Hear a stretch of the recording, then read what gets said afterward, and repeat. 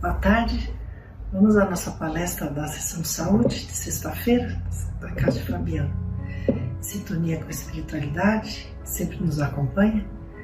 Agradecemos a Deus pela grande oportunidade de estarmos juntos.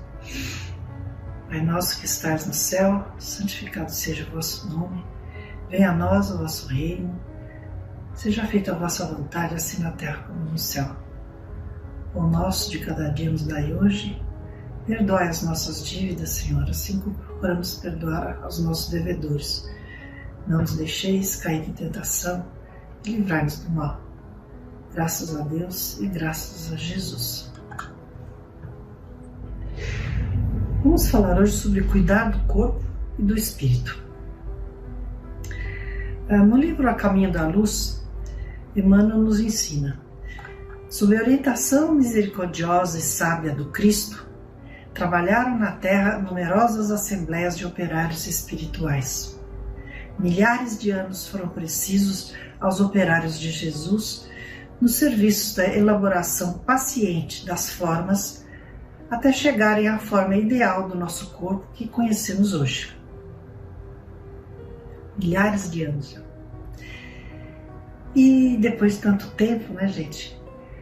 Os homens ainda estão aprendendo a cuidar melhor de seu corpo. Comem mal, cuidam mal dele, cometem excessos, consumem produtos lícitos e ilícitos, né? São nocivos à saúde, negligenciam regras de conduta, impondo à sua mente e espírito questões de ordem moral que levam ao desequilíbrio mental e espiritual. Nós estamos em evolução, né? E estamos procurando aprender. O Evangelho sempre nos traz muito ensinamento.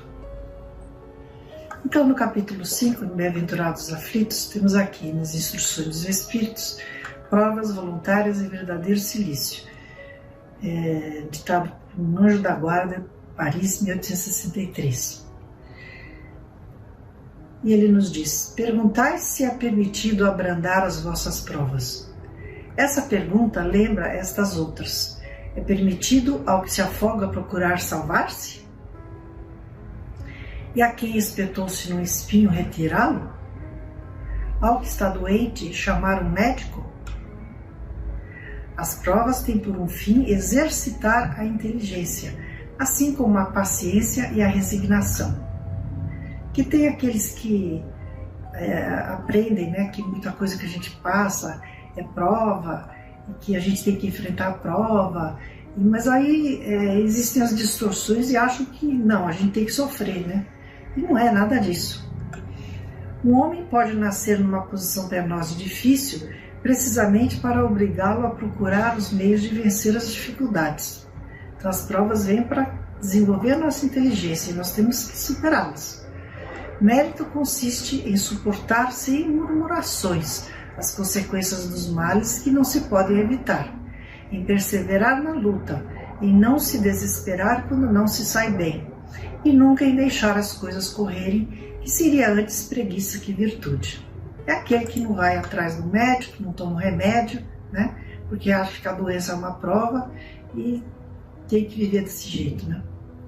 Completamente errado. Essa questão nos conduz naturalmente a outra. Desde que Jesus disse: bem-aventurados os aflitos, há méritos em procurar as aflições. Agravando as provas por meio de sofrimentos voluntários? É uma pergunta, né? E o Espírito diz: a isso responderei muito claramente que sim. Sim, e um grande mérito, quando os sofrimentos e as privações têm por fim o bem do próximo, porque se trata da caridade pelo sacrifício. Não quando ele só tem por fim o bem próprio, porque se trata de egoísmo pelo fanatismo. E já falamos sobre isso, temos como grande exemplo da atualidade, né, o esforço, né, e o risco que os trabalhadores da saúde estão correndo aí para nos salvar, né, da Covid. Há uma grande distinção a fazer. Quanto a vós pessoalmente, contentai-vos com as provas que Deus vos manda.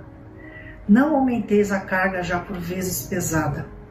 Aceitai-as sem queixas e com fé, eis tudo o que Ele vos pede. Não enfraqueçais o vosso corpo com privações inúteis e macerações sem propósito, porque tendes necessidades de todas as vossas forças para cumprir vossa missão de trabalho na terra. Torturar voluntariamente, martirizar o vosso corpo é infringir a lei de Deus, que vos dá os meios de sustentá-lo e fortalecê-lo. Debilitá-lo sem necessidade é um verdadeiro suicídio. Usai, mas não abuseis. Tal é a lei. O abuso das melhores coisas traz as suas punições, pelas consequências inevitáveis. Bem outra é a questão dos sofrimentos que uma pessoa se impõe para aliviar o próximo. Se suportardes o frio e a fome para agasalhar e alimentar aquele que necessita, e vosso corpo sofrer com isso, eis um sacrifício que é abençoado por Deus. Vós que deixais vossos tocadores perfumados para levar consolação aos aposentos infectos, que sujais vossas mãos delicadas curando chagas, que vos privais do sono para velar a cabeceira de um doente, que é vosso irmão em Deus, vós, enfim, que aplicais a vossa saúde na prática das boas obras, tendes nisso o vosso cilício, verdadeiro cilício de bênçãos, porque as alegrias do mundo não ressecaram o vosso coração. Vós não adormecestes no seio das voluptuosidades enlanguecedoras da fortuna, mas vos transformastes nos anjos consoladores dos pobres deserdados. Benditos sejam aqueles que abrem mão do seu conforto em prol dos pobres deserdados, né? Mas vós que retirais do mundo para evitar suas seduções e viver no isolamento, qual a vossa utilidade na terra? Aqueles que se isolam, né? Onde está a vossa coragem nas provas, pois que fugis da luta e desertais do combate? Se isolam, não nessa necessidade que nós estamos agora de isolamento, né? Mas as pessoas que não querem contato com ninguém, né? E se abstêm, né? De viver a vida, né? Se quiserdes um cilício, aplicai-o à vossa alma e não ao vosso corpo. Mortificai o vosso espírito e não a vossa carne. Fustigai o vosso orgulho. Recebei as humilhações sem vos queixardes. Machucai o vosso amor próprio. Insensibilizai-vos para a dor da injúria e da calúnia. É aquele deixa pra lá, né? Entrar na sintonia de quem está te impondo uma injúria. Mais pungente, que são problemas mais pungentes do que a dor física, muitas vezes, né? Eis aí o verdadeiro cilício, cujas feridas vos serão contadas, porque atestarão a vossa coragem e a vossa submissão à vontade de Deus. Então vamos ver no texto com o título Corpo, o que Emmanuel nos diz sobre a trajetória da criação e da evolução do nosso corpo e nosso espírito. Está no livro Pensamento e Vida, esse texto. E eu tenho uma resumida, né? Lembremos-nos de que o espírito inquilino da casa física, nosso corpo, né, ele preside a formação e a sustentação, consciente ou inconscientemente, desde a hora primeira da organização fetal, não obstante, quase sempre sob os cuidados protetores e mensageiros da providência divina. Então, o espírito está ligado ao nosso corpo desde a nossa organização fetal, né? Desde que somos concebidos.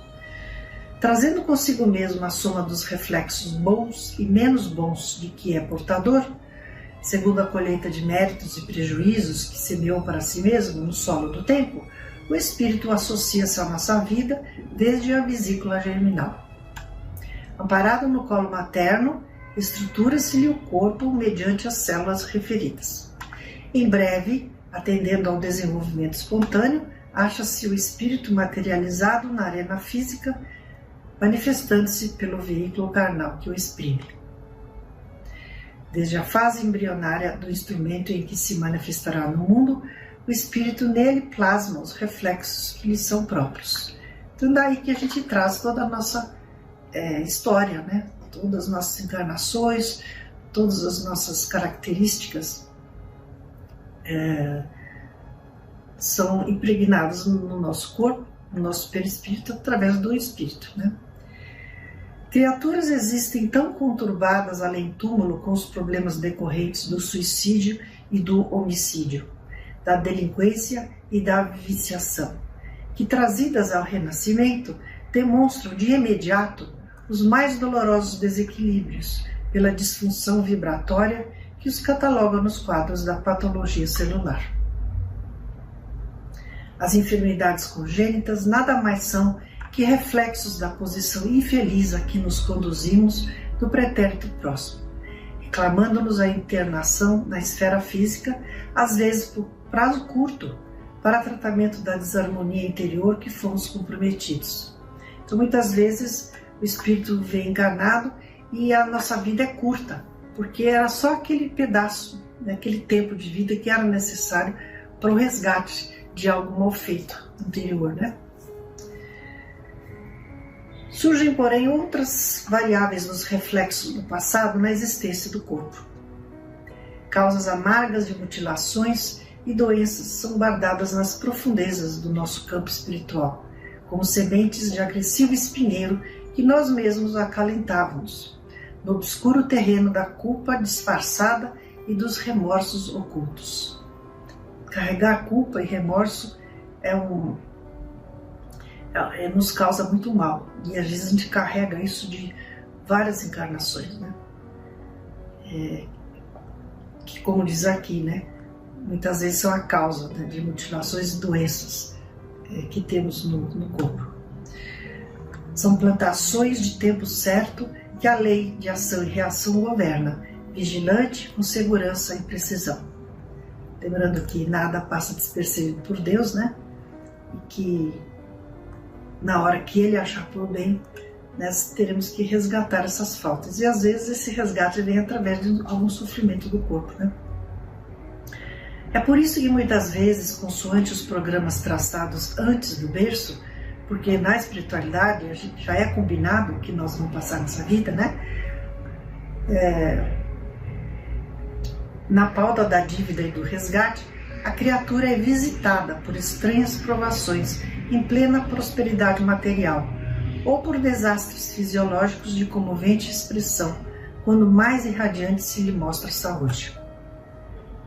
Às vezes você está em plena saúde e surge um mal, não se sabe de onde, né? Contudo, a prática do bem, aí vem a esperança, né? A prática do bem, simples e infatigável, pode modificar a rota do destino, de vez que o pensamento claro e correto, com ação edificante, interfere nas funções celulares, tanto quanto nos eventos humanos, atraindo em nosso favor, por nosso reflexo melhorado e mais nobre, amparo, luz e apoio segundo a lei do auxílio. Graças a Deus, né? E com o texto perante o nosso corpo, Emmanuel nos mostra a utilidade e a importância do nosso corpo nesse processo de evolução e progresso, que é um processo que ninguém pode parar. Deus quer que a gente progrida e chegue à perfeição, né? Então a gente vai chegar, cada um chega no tempo merecido, vamos dizer assim, dependendo das nossas obras, né? Mas enfim, precisamos do corpo para isso. E ele diz, né? Frequentemente atribuís ao corpo as atitudes menos felizes que te induzem à queda moral, e muitos relacionam as doenças do corpo às incúrias do próprio homem. Sim, mas não podemos esquecer, contudo, que todos os patrimônios visíveis da humanidade na Terra foram levantados através desse corpo. Sócrates legou-nos ensinamentos filosóficos de absoluta originalidade, mas não conseguiria articulá-los sem o auxílio da boca. Michelangelo, eu digo da boca porque Sócrates não escreveu nada, ele só falava aos que o ouviam, né? Então ele precisou da boca, foi um instrumento muito importante, né, para ele passar toda a sabedoria que ele tinha. Inclusive, a gente lê muita coisa sobre ele no começo do Evangelho, que tem tudo a ver com o Espiritismo.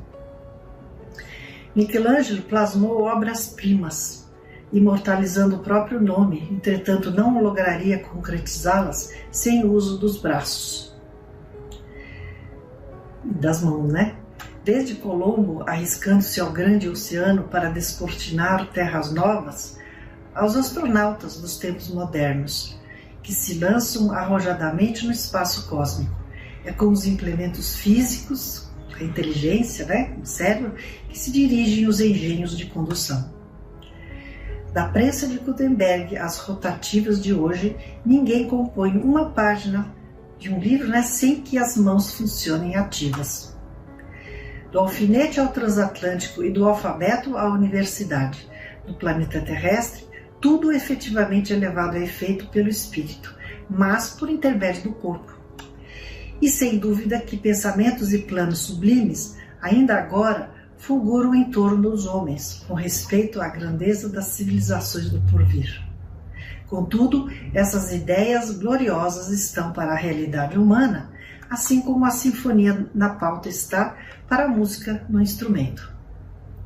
Ou seja, sem a nossa inteligência, sem o nosso cérebro, né, nada, as ideias não ficam só na nossa mente, elas não são transmitidas e não geram progresso, né? Assim como a sinfonia numa pauta não serve para nada se não tiver as mãos, né, do músico para interpretá-las, né? Do ponto de vista físico, é necessário que a inteligência lhes dê o curso necessário e a devida interpretação. És um espírito eterno, em serviço temporário no mundo. O corpo é teu refúgio e teu bastão, teu vaso e tua veste, tua pena e teu buril, tua harpa e tua enxada. Abençoa, pois, o teu corpo e ampara-lhe as energias para que ele te abençoe e te ampare no desempenho de tua própria missão.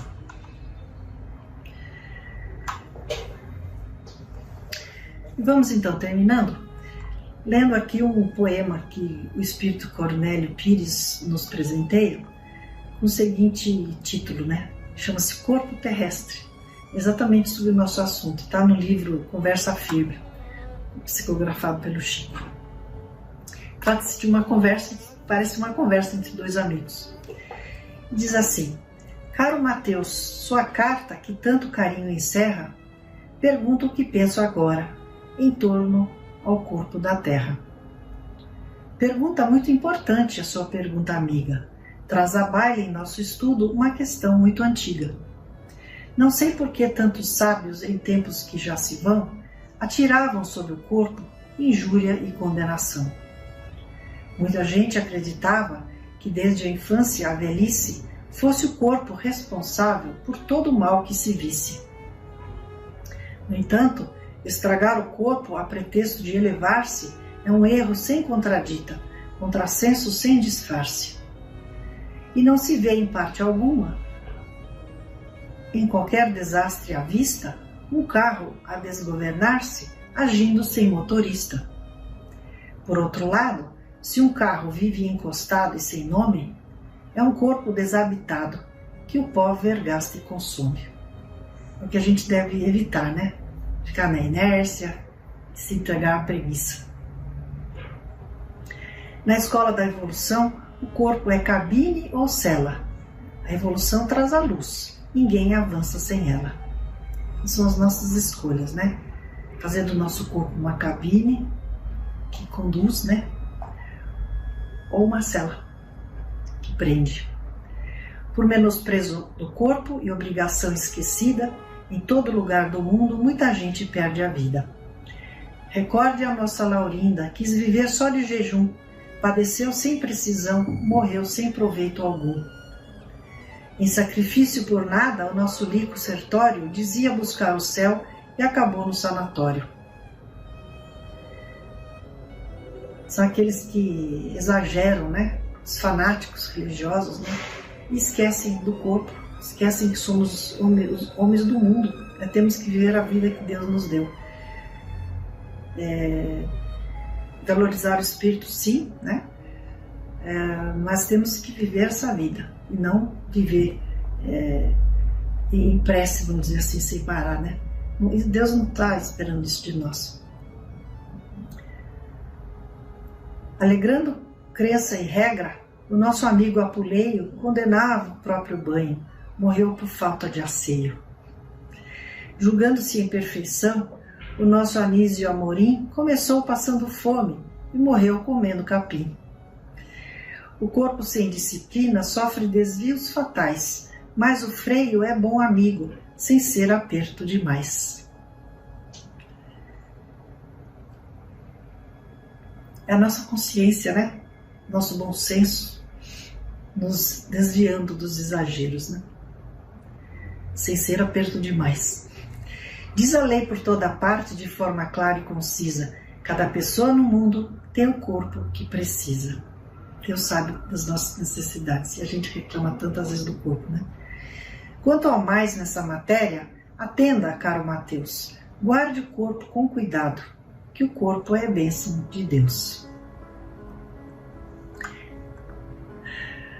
Então evitemos, né, a reclamação por nossas dores, cuidemos do nosso corpo, de nosso espírito. Oremos por tantos que estão em condições tão difíceis, né, atualmente, principalmente. Condições difíceis físicas e espirituais. E vamos agradecer pela nossa vida, pelo corpo que Deus nos deu e fazer o melhor que pudermos por Ele e através dele. Então façamos a prece ao Pai. Pai nosso que estais no céu, santificado seja o vosso nome. Venha a nós o vosso reino, seja feita a vossa vontade, Senhor, assim na terra como no céu. O pão nosso de cada dia nos dai hoje, perdoai as nossas dívidas, assim como procuramos perdoar os nossos devedores.